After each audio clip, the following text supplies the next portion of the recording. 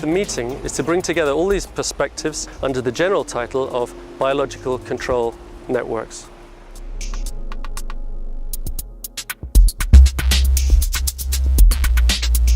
I think the CRG has a great collection of people. The only thing I would say is that they're so interesting that I've gradually become aware that Barcelona is a wonderful and beautiful city that really I haven't seen as much as I want to, because I can't get away from here because I keep getting into fascinating scientific discussions.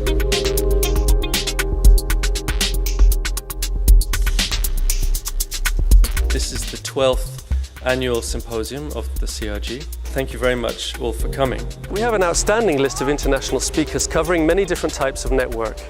For example, protein-protein interaction maps. As Ben said, I'm at the IRB, at the other end of the city, and I'm currently leading the Structural Bioinformatics and Network Biology group, which means that you're going to get something like 5 minutes of structural bioinformatics and 35 of network biology. Dynamic cellular networks. A model is simply a way of explaining something. At a very crude level, yes, we can model cells. One of the themes of 21st century biology is that cells are very complicated things that perform computations in a way, and the only way that we can understand them is by using computers. So eventually we will get there, I'm sure. Yes. So actually, I would like to start pretty far away. I would like to talk about cellular decision making. The rise of synthetic biology offered us a unique opportunity. So we could not only do models or actually look at reality, we could actually invent things in the lab. In the nematode C. elegans, which is this small organism that we study, they eat bacteria and they can dramatically change their physiology based on the diet that they have. The underlying theme of this talk is really how to deal with wrong models, how to make them better, and when do we believe we have a model that is acceptable. Noise is the result of the combination of many factors acting together. And this is, for instance, what happens in the interior of cells, which are very crowded. What's going to come out of it is just a very random and stochastic behavior, and cells have to cope with it. How do cells cope with it? Do they try to avoid it, or do they try to use it? And what I'm doing recently, in recent years, is trying to see and trying to show that what cells do is, in some part, trying to use this noise for this benefit. Regulatory networks for patenting tissues. So as a developmental biologist, what I'm really interested in is understanding how these tissues are assembled from cells and molecules during development. So that requires us to think about the interactions between the genes which are regulated, which are turned on and turned off to form these dynamic patterns in tissues. So looking at these networks really helps us understand how you make the right cells in the right place in these growing tissues. I get accused of a lot of things, but really I am a molecular geneticist who is not afraid of mathematics. You know, as I said during my talk, there's a really big problem out there, which is the second half of the genetic code, the regulatory part, is not known.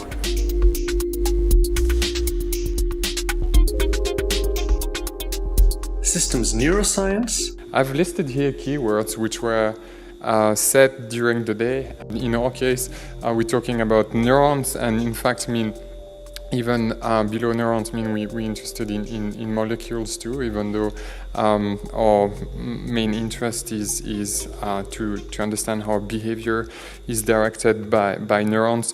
Maybe not all of you know much neuroscience. I decided to divide, to tell you 3 stories. One, the story is going to be about just structure, to try to understand in some way a structure of the nervous system. Then a very short part on relating the structure to function and decision making in groups of animals. And network evolution. So I will talk about metabolism and metabolic networks, and especially where do the novelties, phenotypic novelties, come from. What I want to tell you about today is my lab's work on non-genetic heterogeneity, the idea that Jordi introduced so well, that noise can be especially useful as a bet hedging mechanism.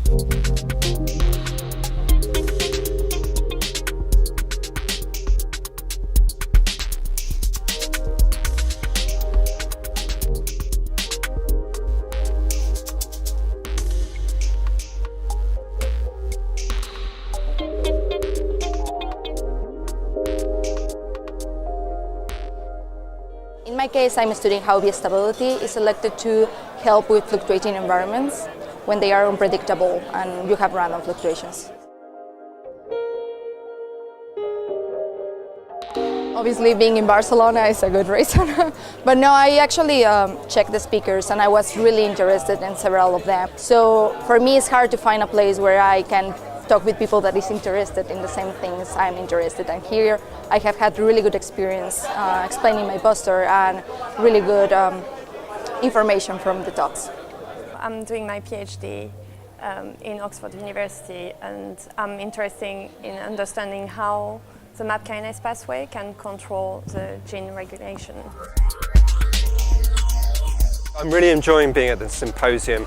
I mean, the topics are quite diverse, but in fact, if you're actually listening to the lectures, you realize there's a lot of connections between each of the lectures, even though they're on very diverse topics. When you do something on systems biology, you are bound to see many different kinds of systems, many different kinds of problems, and many different kinds of approaches. In fact, I think there's really a lot of connections between the individual speakers. So it's really exciting for that reason. I think the symposium is great. I'm very excited to hear these talks. It's a nice variety and getting to know some new people. So I'm enjoying it. You look around you, there's lots of conversations, and I've learned a lot anyway. I think it's great to live here in front of the beach. Well, I mean, live because you spend almost all your life in the lab. There's nothing that keeps women back if they want to do this. What they need is not different than what a man needs. It's drive, ambition, and hard work. Inspiration and the new energy that gave me, I hope I can apply that for my project. And I think that's the main thing I will take home.